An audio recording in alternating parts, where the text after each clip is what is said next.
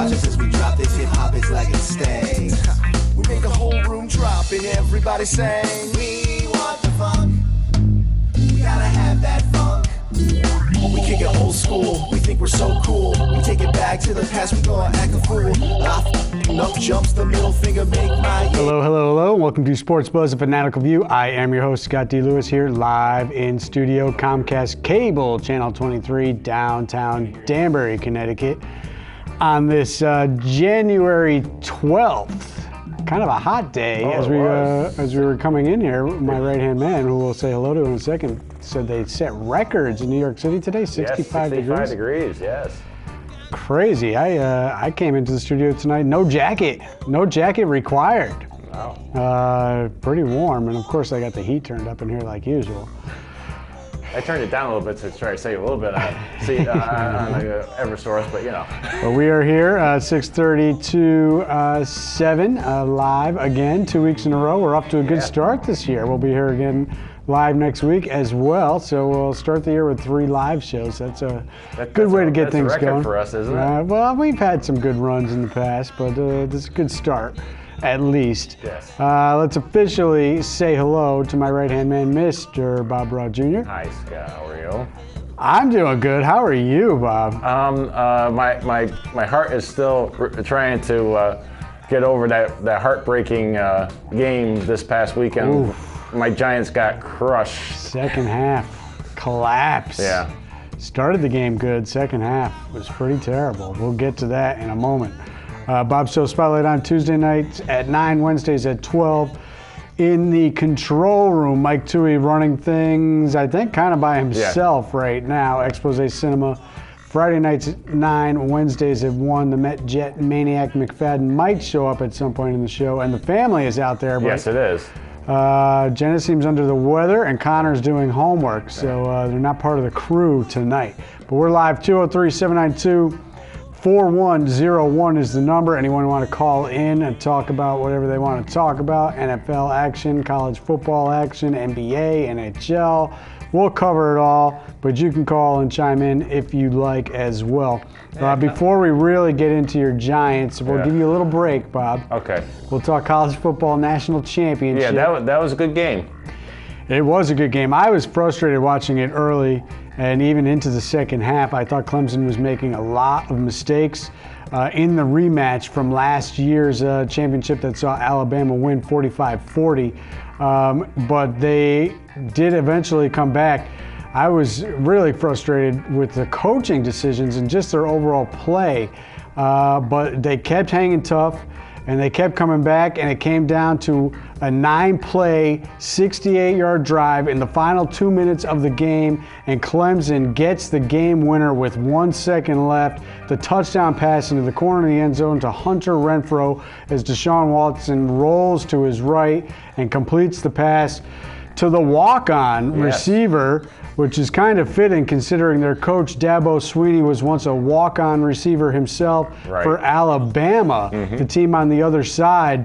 And here he is getting the championship for his team, Clemson, with the walk-on receiver in his second year. And Clemson knocks off Alabama 35-31. They scored 21 points, Bob, in that fourth quarter, coming from behind. They were down 14-0 early in the game in the first quarter. I thought a fourth down attempt on their opening drive was a really poor decision by Swinney to go for that, and that set up Bama to take momentum early in the game as they hit a touchdown long play right after stopping them on fourth down to go up 7-0, and then they got another touchdown, make it 14-0.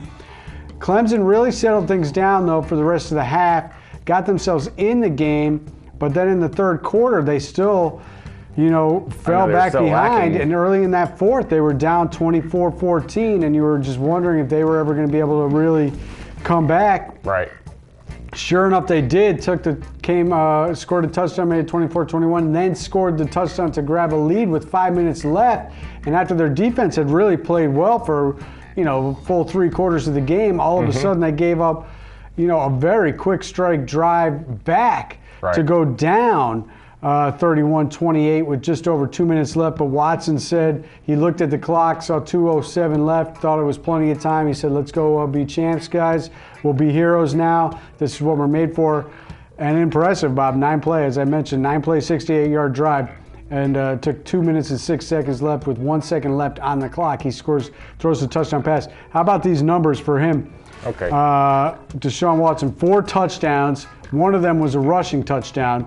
463 combined yards. Wow. That's coming on the heels of last year's losing effort. 4 touchdowns, 478 yards. Wow. So in 2 games in the championships, Bob, nearly 1,000 yards combined. 950 plus really, and 8 touchdowns. Right. I mean, and I think the most impressive thing, Bob, you look at his overall record in 3 seasons, 32-3, Right. made it to 2 championship games, wins 1 on what will most likely be his last game. But he is an undergraduate. He has an undergraduate degree. He graduates from college in 3 years. So obviously a smart kid. Got his graduating from college in 3 years. So he'll be able to leave school with a championship and, a degree. And he'll be up somewhere with the NFL. Really quite impressive. Clemson, 35 years, I believe it's been, right? 1981. How about this for a sneaky stat? We never see strange man anymore, but I still try to come up with the sneaky stat. When do you think the last time it was that Clemson beat Alabama? Granted, they don't play each other that often, but still. Sometime in the 1990s? I will give you a clue. Yeah. Think Chicago Cubs. Oh, 1945? 1905. Oh, wow. 1905. Over 100 years since ago. They beat Alabama in a college football game, and they do it in the championship game on Monday night. My phone was blowing up all night. My niece goes to Clemson. Yes. My dad lives right down there. They were all locked in as the group text was exploding all over the phone. Lots of nerves. But in the end, They the must have been celebration. sitting on the edge. They were sitting on the edge. At one point, I read one text late in the game that said, "I am going to vomit." They were going to do right after they gave up the touchdown. They would have late. done a strange man jump off the cliff. But they got their celebration, and I did talk to my niece, or texted with her at least separately from the group on Tuesday afternoon. She was quite happy, saying it is a great day to be a Clemson Tiger. That it is. Death Valley celebrates as the paw print rides high above the college football world. So hats off to the Tigers, hats off to Clemson and everybody down there. And Saban will have to wait. He was trying to tie Bear Bryant with the 6th overall championship, but he could not get it. So he sits on 5 titles, which obviously is not too shabby. But and he had a rookie QB, so we'll see what they can do coming back next year. But great game. It did remind me of that epic Texas USC game. Came right down to the end. Vince Young, also a guy who was overlooked by the Heisman people, as Watson the same way. But he scored the touchdown in that right corner of the end zone, same corner of the end zone that Clemson got their game-winning touchdown late in the game against the defending champion USC. At that time, they do it against the defending champ Alabama. So pretty great finish to the season. All right, now Bob, we got to talk about your New York Football Giants. Okay, well, let's put it this way. The first quarter was decent. Yes. The second quarter was defense was playing like they've been playing most of the year. Yeah. Then we went after the second half. We went to the third quarter, and things just went. Well, Bob, we do have to pose the question. Yeah. Only because he puts himself in harm's way. Right. He brings it upon himself. Your boy Odell Beckham was on a boat. Oh yeah. Down in Miami with a whole bunch of other teammates. Oh yeah, they're all out in the island. Parties, drinking, drugs. It sounded like as well. Getting down on their one day off. Yeah. I mean, on a Monday of playoff week. Yeah. It's not like they had a bye week. No. Where they were off for a bunch of days. Yeah. They decided to fly down to Miami. Yeah. I mean, are you serious with that? Yeah, they did. They come back and whatever, and then how about the pregame rituals looking like they're all bad, what's walking around in Lambeau Field with their shirts off, being like, yeah, we got this whole thing. Yeah. Look at us. I mean, he's just begging for attention. Get your attention in the game by not dropping a touchdown pass in the first quarter. Oh, yeah. That would have get him some attention if he caught it. Yeah. I mean, the guy with the hands, right? Mm-hmm. You know, Mr. One-Handed Catch dude. He had a ball right in two hands. Yes. That could have set up a early touchdown. Instead, they had to settle for a field goal. They settled for 2 field goals. 2 field goals. There was another drop pass by another receiver that they could have gone up 14-0. Instead, there was 6-0. And then Rodgers makes a miraculous play to score their first touchdown to make it 7-6. And then they go for the Hail Mary. Yeah. All hail the Packers right before halftime as Randall Cobb gets free behind the defense. 3 Packer offensive players, 8 Giant defenders, and yet he somehow slips behind them all. He was just standing there right behind everybody. And back of the end zone, touchdown to make it 14-6. Yeah. But as I talked to you before the show started, Bob, you know, they had really a gift because the Packers foolishly on 4th and 2. I know. It wasn't even like it was a half a yard or something. 4th and 2 early in the third quarter, much like Clemson in the beginning of the game against Alabama, foolishly in their own end go for a 4th down attempt when they had no reason whatsoever to do that. I know. And they call a terrible play. They do not get the conversion. The Giants strike immediately, and they get the momentum right back to make it 14-13, but it was fool's gold because the Packers answered with a quick strike of their own, and then the next thing you know, what they do? 24 unanswered points, and it's 38-13. The Giants that was the end. Go away meekly.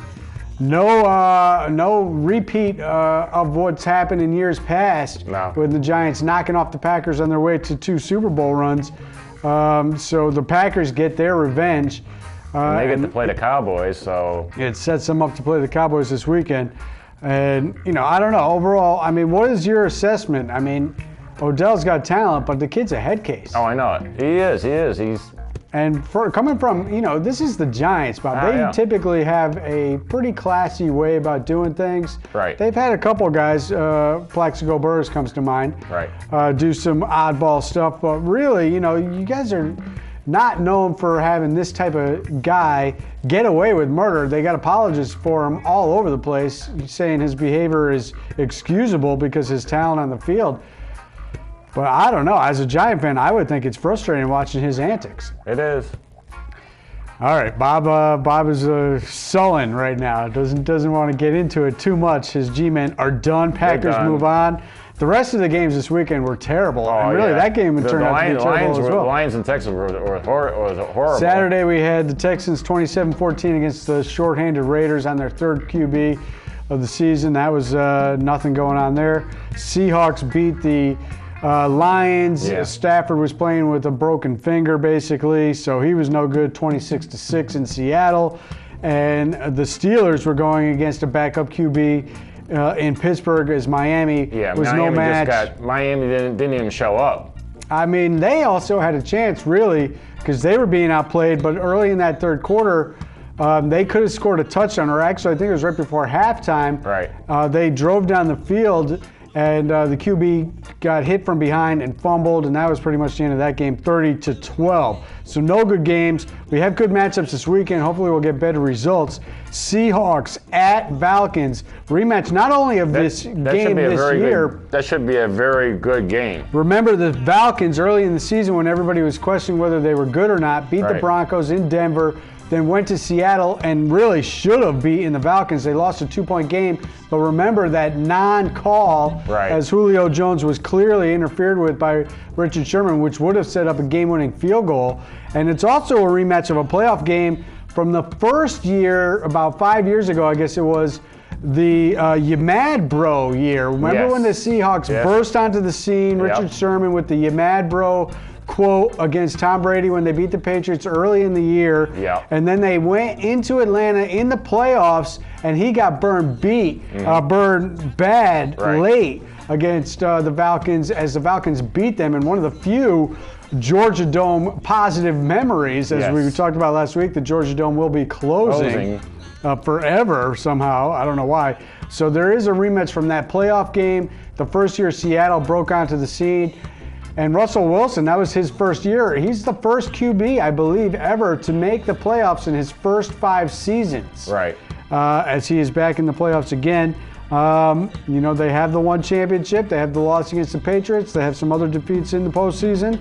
We'll see. It's a good matchup.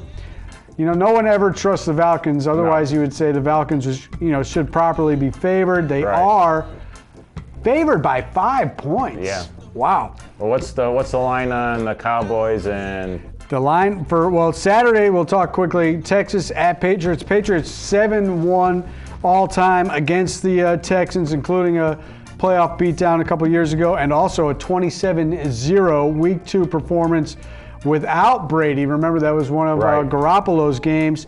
But the Texans do have a good defense, and they have Osweiler, who can at least draw on his experience against the Patriots last year when he beat them in that overtime game, which basically was the key game in the regular season that gave the Broncos home field advantage, which really paid dividends for them in the playoffs last year.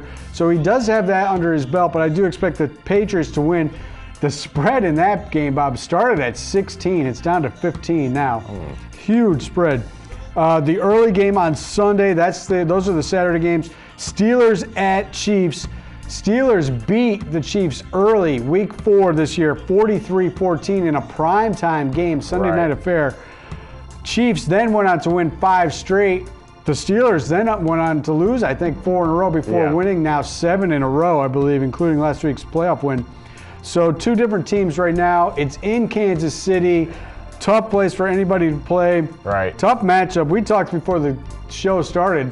I really don't have a pick in any of these games except for the Patriots game. All these games are tough to pick. The spread in that game is 1. The Cowboys, the game you are interested in, home against the Red Hot Packers, winners of 7 in a row, scoring a lot of points as well. Point spread in that game, 4.5, which is a little high. I'm surprised at that point spread as well. I told you before the show started, I'm still not convinced the Packers are all the way back. The first 2/3 of the season, in my mind, still counts. There was times, and even in the 7-game winning streak, that Thursday night game, I believe it was, against the Vikings, Vikings defense proved that they can still be shut down. They have been scoring some points, but against who? Cowboys have been a pretty solid all-around team, defensively pretty good. They've got the rushing attack, which allows them to hold on to the football, and Prescott has made good decisions and been a good 3rd down quarterback. But they have no experience in the playoffs. Rookies leading the way. So it's going to be interesting to see what happens in that game. Packers red hot. Cowboys is the best team in the NFC all year, but led by rookies. Interesting stuff right there. A couple other NFL notes before we move on. Chargers officially announced today moving to Los Angeles. And will be changing their logo as well. Yeah, they have one of the best logos in football, and they get a new coach stealing the young upstart, 30-year-old offensive coordinator, I believe, from the Skins. I believe it was from Washington, right? Sean McVay. You never heard of him before. The Broncos got a defensive coordinator who was, Miami's defensive coordinator for 1 season. That's who they tab. And the Bills go for Sean McDermott, who was the defensive coordinator for Carolina. No word yet on who the Rams will get. They are looking at Patriots offensive coordinator Josh McDaniels, so we'll wait and see on that. College basketball, as we shift gears. What are we, inside 10 minutes now? Are we 10 minutes? Getting close on that. All right. UConn, before we get to the men's side, the women have tied their record-setting mark of 90 wins. They won that game by, 60 points or so? So, but overall, they look tremendous. We know early in the season they've knocked off some other high-ranked teams, and they look really good as they have a revamped. They did not start the season, we noted earlier in the year, as number 1. They started the season as number 3 because they lost a lot of their players from last year, but they look fantastic.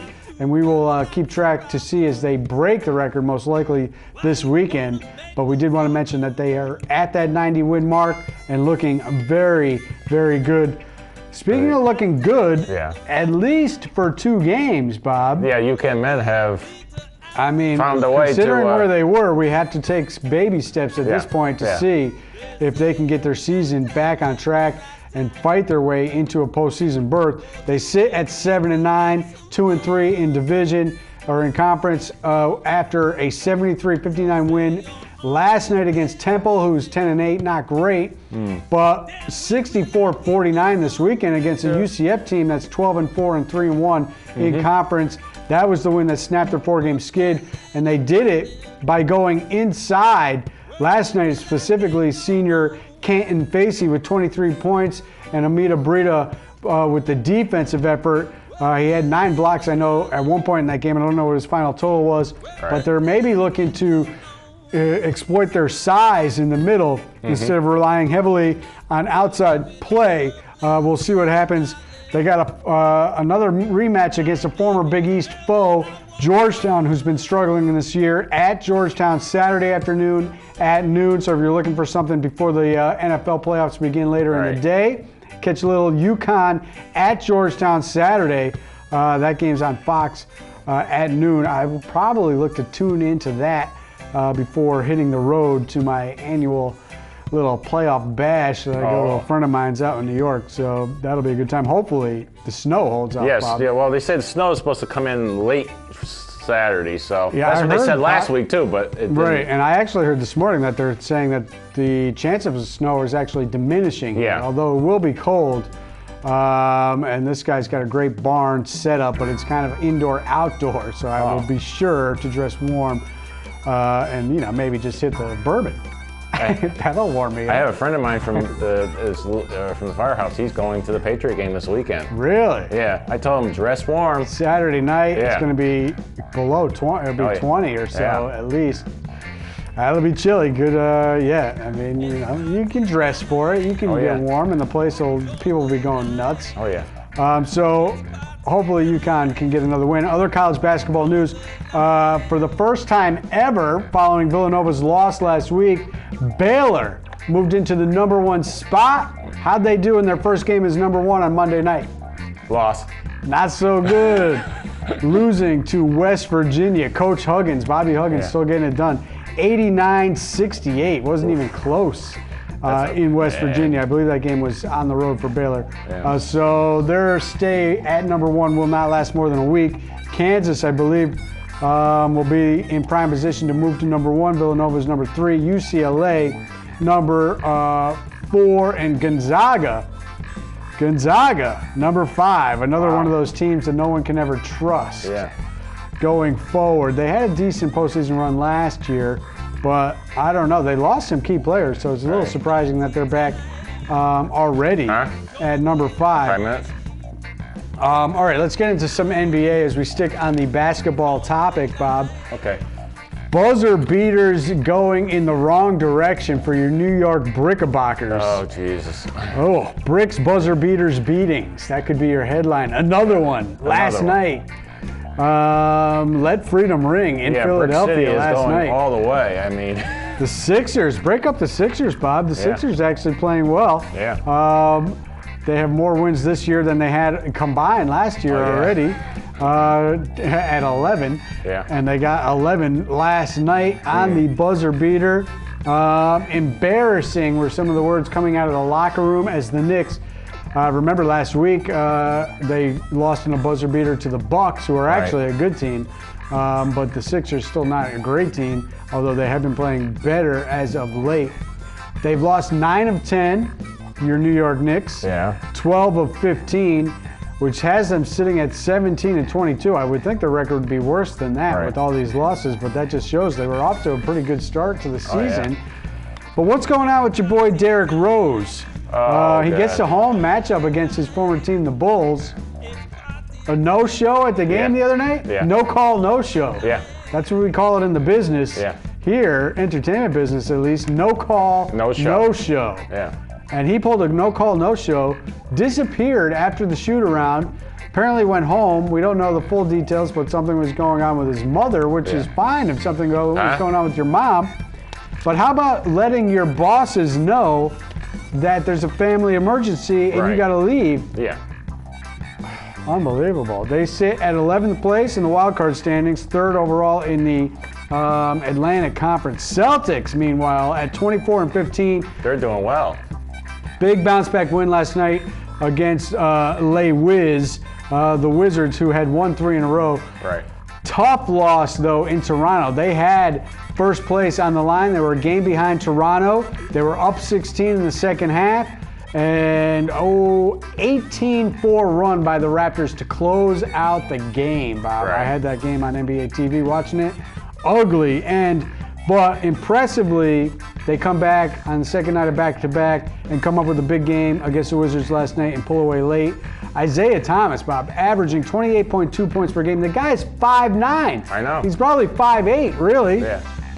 38 points last night, 20 in the fourth quarter. His fourth quarter, I think he leads the league in fourth quarter scoring average. If not, he's second. Impressive, to say the least. So they're 1.5 behind the Raptors, who are 25-13. Cavs on top in the East, 28-10. The Celtics get a matchup with Al Horford, their new players, former Hawks team. He played there for 9 years. Hawks, how about that, trading Korver to the Cavs? Yeah. I don't know if I like that at all, but they're actually 22-16. I don't know why they're making trades when they're actually playing well. Pacers at 20-18, Bucks 19-18. Hornets better keep it going at 20-19. Wizards, the 8th seed, 19-19. Warriors out west, 33-6. Spurs 30-8. Houston 31-10. So 3 teams with 30-plus wins. Right. No teams in the East over 30 wins. So impressive out west. NHL, Bob, your Rangers did beat the Columbus Blue Jackets. Yes, they actually can do that. Who have lost 3 of 4 now after that 16-game winning streak. But Columbus remains 60 points, first place. Right. Capitals 59 points, Penguins 57. Your Rangers have 57, but they lose the tiebreaker apparently to the Pens. So they are officially listed as the #1 wild card right now. Dangerous sledding, although their record should keep them in pretty good shape. Montreal at 58 points. The Bruins took 5 points out of a possible 6 on a 3-game road trip. They sit at second place in their division there, so it's still not great overall. Devils and Islanders, 40 points and 38, bringing up the rear. Last and second to last place in the Eastern Conference, so not good there at all. Out west, Chicago at 59, Minnesota 55, and San Jose and Anaheim at 52 apiece. All right, we'll be back next week. We'll see what happens with the Patriots at Texans. Sunday's games should be great, really, with Pittsburgh at Kansas City and Dallas hosting Green Bay. We'll see what happens. Some good games. Even though you're Giants next week, right? We are live. We'll be back to see what happened and break it all down for you. Thanks for tuning in. We'll check you out then, and enjoy the weekend.